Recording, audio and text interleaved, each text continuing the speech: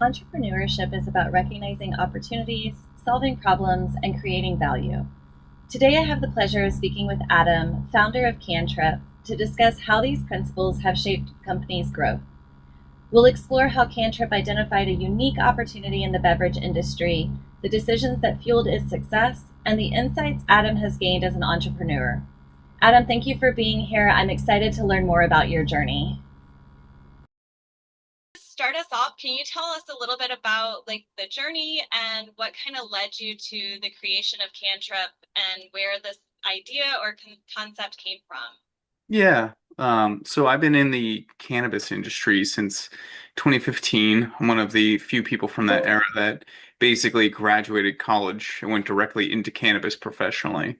I attribute that to the fact that I went to school for engineering, but also spent 4 years in the pot club, which made me, I believe, essentially unhireable out of college in any other industry. On that career in sort of a more regulated space, which was West Coast cannabis at that time was still very gray regulated. It was very light regime. And so I worked in a vertically integrated cannabis company for a few years, just building out extractions labs, building out products, really leaning on both my bar and hospitality background, but also on my chemical engineering background. My boss loved me because there are a few other people in cannabis that would talk about basically process efficiency, because it was not really a thing at that time. Most people in the extractions department called themselves artists, and didn't really have that much interest in like functional efficiency in that kind of environment. And so branding and marketing became a big differentiator in cannabis in not until 2021, essentially. And that is the environment that we launched Cantrip in. We launched it in Massachusetts dispensaries almost 5 years ago today, actually. I think it was like 2 days ago was our actual birthday. Just And personality wise, or for you as that person who's that entrepreneur trying to bring something new to market or something that's a little bit different in market, what did that feel like kind of on that emotional mental level of this constant adjustment that was happening in a very condensed space, and also it sounds like regulations that were still kind of being formed and formatted, especially on the East Coast, that didn't mhm. really have like a place established before that you could just say, here's the blueprint, let me follow it. Yeah, emotional, aspect of what this is. It's kind of like being just, I don't know. The word burnout does not even begin to describe how those first 3 or 4 years felt. I mean, my co-founder and I were not taking salaries. Neither of us are independently wealthy people. I went into massive debt for quite a while that I had to claw my way back out of. And I didn't know that I would get back out of it. At the same time, I found out that my wife was pregnant a few years into this, and so things were really very challenging. It's entrepreneurs I've seen make it through that phase are the ones who go on, but it can take several years, and you have to be prepared to be in that state. And it's harder to make good decisions all the time when you're trying to take care of the basics of your life. It's a little bit Maslow's hierarchy of needs. And so for a lot of entrepreneurs, I know that breakthrough point is when they can really start to turn it back around. They can, pay themselves reasonably, and then they can start to make even better decisions. So it's sort of a success compound success. Things really, we were there at the right time to catch the wave, which is actually the metaphor that I used in my initial pitch deck. Sounds like you're large enough to adapt, but your sizing is also such that kind of that diversifying or that strategic planning is almost easier to guide and shift. It kind of sounds like what you're talking about. Yeah. We've always kept multiple manufacturing sizes, to like with different co-packers. And part of that is, we find another competitive advantage in this industry is just running a really tight operation in terms of whatever outcome happens November 13th. Cantrip will continue on because frankly, we're one of the few companies large enough to consider doing so. So it sounds like you're large enough to adapt, but your sizing is also such that kind of that diversifying or that strategic planning is almost easier to guide and shift. It kind of sounds like what you're talking about. Yeah. We've always kept multiple manufacturing sizes, to like with different co-packers. And part of that is, we find another competitive advantage in this industry is just running a really tight operation in terms of logistics, planning. We try not to ever produce more than we actually need in a 3 month period. And, you get the best scale and best economics when you run really big, but then you're also taking on risk. So you have to balance what is the risk of the inventory you're holding versus what is the amount or the unit economics that you're getting. And so we'll probably be producing smaller batches of these new products. And on the bright side, the batch is significantly smaller than we produce for Cantrip, but significantly larger than we started with at Cantrip. And so amateurs talk strategy, professionals talk logistics. What do you find is that unique, like perfect blend between you and your co-partner? Because it sounds like you do a lot of that chemical engineering and kind of putting it out on the table of, if we have this, we can make this shift, and then there's that logistical side. So how did you guys find that connection to say, yeah, this works for us, and we've got a good flow and a good way of combining these aspects and being able, it even sounds like too, to kind of lean back on them when you've had to not restart but kind of innovate. Mhm. Yeah, I mean, there's no truer saying in entrepreneurship than your co-founder is essentially your second partner. They're as much somebody you're going to talk to every day as your wife or your husband or your spouse.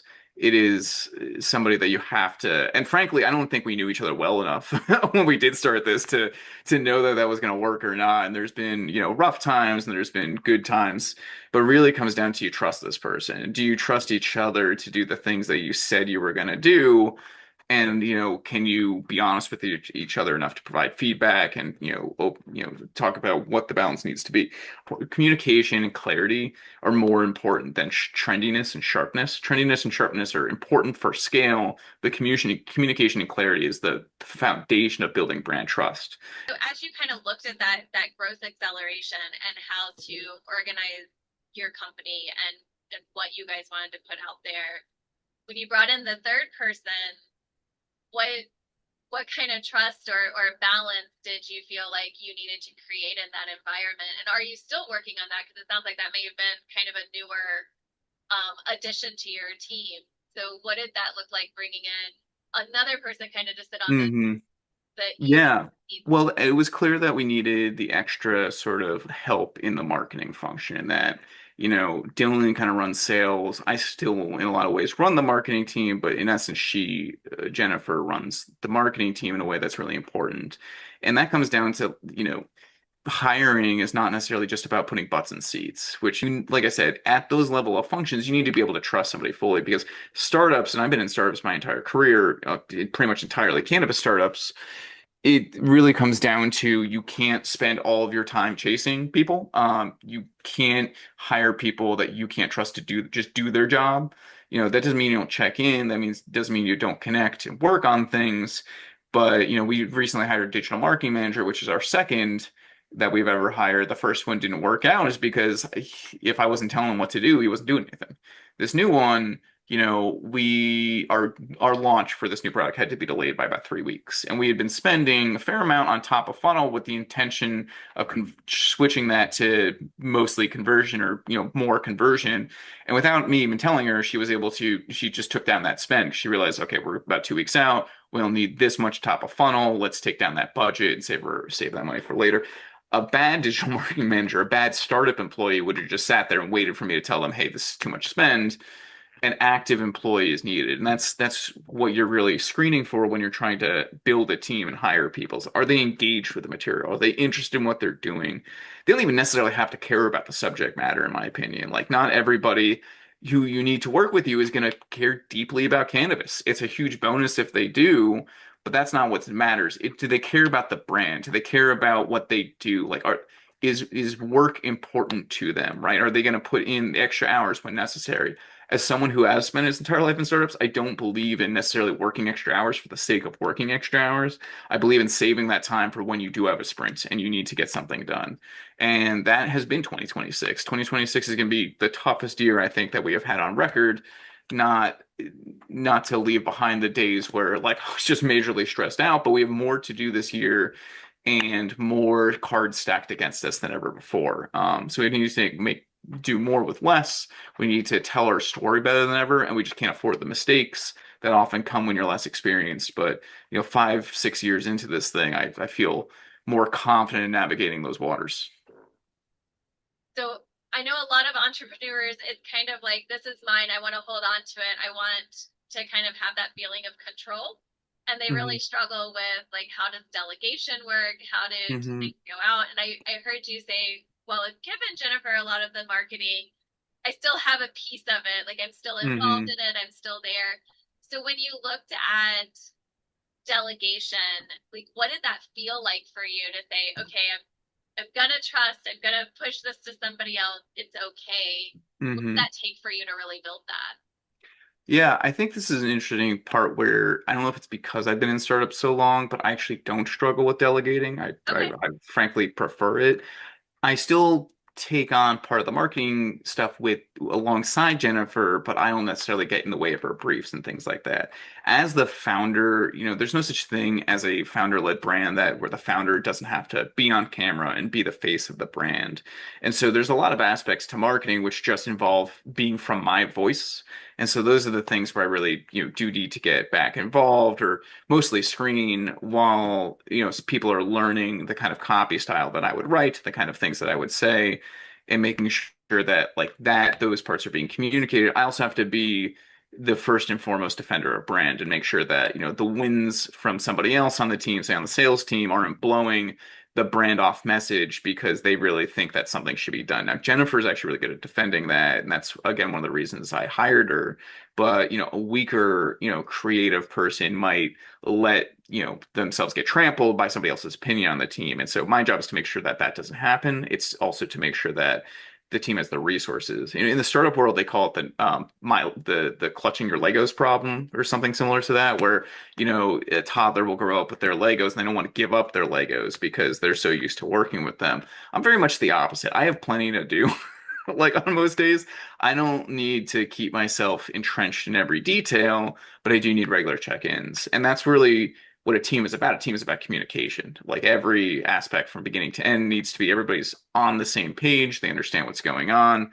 And that doesn't mean you're going to get it 100% right. We definitely don't a lot of the time. Things don't always get communicated as timely as I'd like. And, everything is an ongoing improvement project. But the the ability to allow my team to operate, and sometimes I'll see the result of something like, oh, I think we kind of missed on that. We'll go back and fix it. We have less room for operating error, but the errors we're making now aren't as big. What surprises you the most about responsibilities that you do today that you kind of thought either in your other startup world or when you started up with Cantrip? Like what surprises you today that you have to do that you were like, I didn't see this as part of my journey? Hmm. I mean, definitely a lot of the marketing that I get involved in. If you asked me 5 years ago what I was going to be do, I did not think it would be marketing. It's not something I built into my career path. I was always more focused on, I've always had interest in brand and aesthetics, but, I've been more willing to compromise on that than I like, and I've never been really good at originality of trend, by myself. But like I said, by dint of being a founder-led brand, I've had to get more. Like I'm making TikToks now, and none of them performed particularly well, but it's like something you have to practice, something you have to do and get into a habit of because you never know which thing is going to work. And it's just something that's expected. It's incredibly time consuming to do a lot of these things too, right? It's, one of those things where you have to find ways of making that scale. But I graduated with a degree in chemical engineering. I went directly into an engineering-ish environment in cannabis. When I got into product development and building out these products back in 2017, I knew that I would be participating in branding, and I definitely did. But that was mostly from a how is this, how am I going to build the ingredient set that matches what the brand wants to be? So you say like the engineering mindset, it's kind of more, Hmm. you know, if you do this piece and this piece, you should get this outcome. And Hmm. so kind of moving that into more the creative sense and having these outcomes kind of be more flexible, was that easy or hard for you to Oh, it's still the most incredibly difficult and annoying thing in the world. okay. Like I can't. It drives me to no end insane to see what's working, what's not. And I think this is true of all marketers, though. Everyone I've talked to, it's because I mean, the unfortunate part is that you're just most of the time not in the seat of control of anything. Like Meta just changes its algorithm. People change what is interesting to them, and what works on Meta today did not work even 6 months ago. Just from that entrepreneur And side and that founder side, what really excites you about the future as you look forward? Yeah, well, learning comes from the mistakes that you've made. There's no better teacher than experience. And so the thing that excites me is that the entirety of the business is going to get something of a reset that comes with more experienced operators than we were 5 years ago leading that. On the functional beverage side or on the Bright Side product, that comes from a completely scratch brand that was, this pack design was very expensive that we did along the same time that we were actually doing a Cantrip pack design rebrand that hasn't been released yet. And we're a lot savvier operators. We understand, functional spaces and traditional retail a lot better. We know what works and what doesn't for direct to consumer. So we have a much bigger opportunity. And frankly, we could sell it in more places. We can sell on the Bright Side in 49 states as opposed to, the 20-ish that we sell Cantrip in. What we really learned in hemp is that the first through the glass gets the bloodiest. And so instead of like in hemp, us being the very first through here, somebody else has kind of worked out some of this, managed to spend that money it takes to educate retailers. Bright Side is within 2 years going to be, considered the major competitor to Trip and Recess, in my opinion. And on the Cantrip side of things, we get a market reset where a lot of these crazy new entrants are probably going to drop out. Their brand equity either does not exist or they don't have enough money to continue. And we will find a path to continuing. And I think we're going to be able to have, by dint of being so good at chemistry, so good at formulations, and now understanding retail and distribution so much better than we did before, the opportunity to be, in that top 5 bracket of brands and one of the few remaining brands on the shelf. So we'll get to do a bit of a reset that is always kind of more challenging to do midstream. Frankly, I've wanted to update Cantrip's pack design for 2 years, but we didn't have as much money as I wanted on hand to do that professional pack design. Now we have that ready to go at a time when the whole marketplace might be resetting. I think that's going to give us a leg up. So I think both brands have huge opportunities. Cantrip, from the very specific ingredient perspective, has the opportunity of what THC I think is eventually going to be. I think even if we end up with 0.4 next year, eventually that's going to work its way up to 3, and then it's going to work its way up to 5, and then it's going to work its way back to 10. Just the way that alcohol coming out of Prohibition was at 3.5% limit, and it's worked its way back up to, you could buy Everclear if you like. And on the side is going to represent this, not ingredient specific, but more relaxation category that is on trend itself. And we're going to have 2 very strong brands that synergize with one another, that lessons can be shared between the two and can feed off of one another and bring us to this point where we have, exit opportunities in 2 brands, and I can really deliver, for, our shareholders and our employees a brighter future. So that's what I'm looking forward to. It's amazing. So I can definitely tell like that excitement of something new and innovative and looking at that. And it sounds like that's kind of been a big part of your story, again, is that innovation piece. Like, how do we adapt? How do we see ahead of maybe where the market is now, or even what the need is right now? Like, we start seeing, even people doing different things. Like, how do we either follow that path until we can launch our new path? So as you kind of look at those experiences and what you're watching and seeing, what do you think is a lesson that you learned through this process with Cantrip that you feel like I couldn't have learned it in a book, I couldn't have learned it like listening to other podcasts, I couldn't have figured it out any other way than being hands-on, kind of in the middle of it, that's just created this time? I mean, I think there's a lot of things you could say, but I think I'll go back to one of the earliest things I said, which is that the stick-to-itiveness of it, the commitment, like brands don't work if their founders are part-time. It just doesn't. Like you can't half do a CPG brand. It is a full-time thing, no matter how much you think, oh, it can just make this inventory and sell it on the side. I had a business like that. I had a small distillery for 7 years and we never broke $60,000 in annual revenues. Whereas now, that could be less than a PO for Cantrip. But that took years to get to. And I've known so many fantastic entrepreneurs in the hemp beverage space and just cannabis beverage, for the folks that were inside dispensaries, folks that were outside, that I thought years ago would not make it. I just thought, they'll give up. And the people that almost everybody who's stuck with it, even if I think they have a shitty product, is doing amazing. And even like I said, there's no accounting for taste. What I think is a terrible product, millions of other people have validated as a good one. This is a true across so many brands. It's just, and a lot of people think I have a shitty product. Just if you stick to a business, eventually you will find your way. And the only question is, have you built enough resources for yourself, for your family, for however you live, to make sure you get through that period? And because that is the most challenging thing. I think not every business idea is worth following all the way through on, but if you have a really good one and you can find your way to revenue, to some amount of profitability, if you build around the concept of sustainability and bootstrapping, you will get there. It takes time and it takes effort.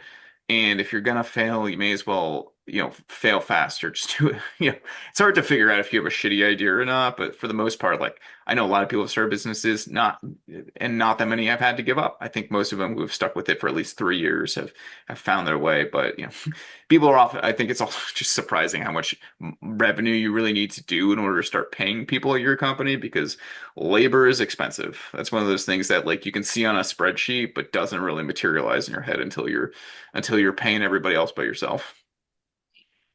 One of the big things that was important to you, even through like, I want to be an entrepreneur, I want to be, I want to have venture growth, I want to do this, was that kind of work and family balance. And Hmm. I know we've talked like, hey, post 5 p.m., that's my kid time, that's my family time. And it sounds like that balance has really been kind of a driving force for you as well, is how do I make sure that I'm good as a person for like when I Hmm. leave work and I go to my family and I'm supporting them and giving them what they need. Just in general, like how was that as a concept in growing Cantrip and in growing these other kind of startups of I want to make sure that my family is a part of the story.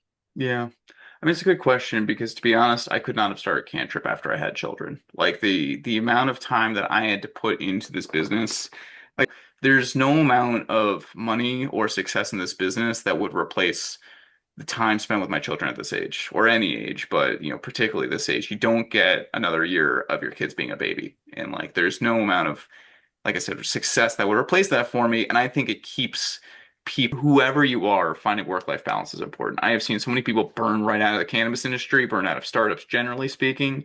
And if you don't build that into your ecosystem, you'll never find it organically. You have to work at it. And the reason I'm building this is not just, for myself, it's for my family, but it's also for the customers. I mean, the reason I'm doing this is because like I do care that Cantrip customers not only have a good experience with our product, but I think about in a lot of ways the customers are as much part of the team as anybody else because there is no business without the customers. If you don't think about what your consumer is doing, and like weirdly enough, Teresa, we really over-index in like professionals.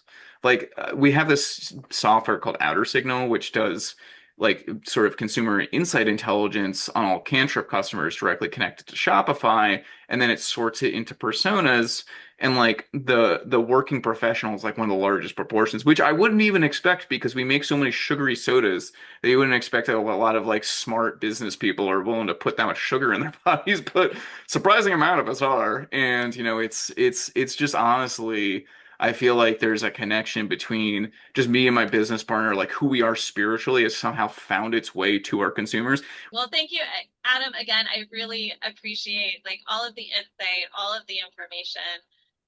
I appreciate your time in doing this as well. Thank you to everyone who listened today. I apologize for my video running a little long. I was very excited about the interview with Adam, and I hope that you enjoyed and have a wonderful day.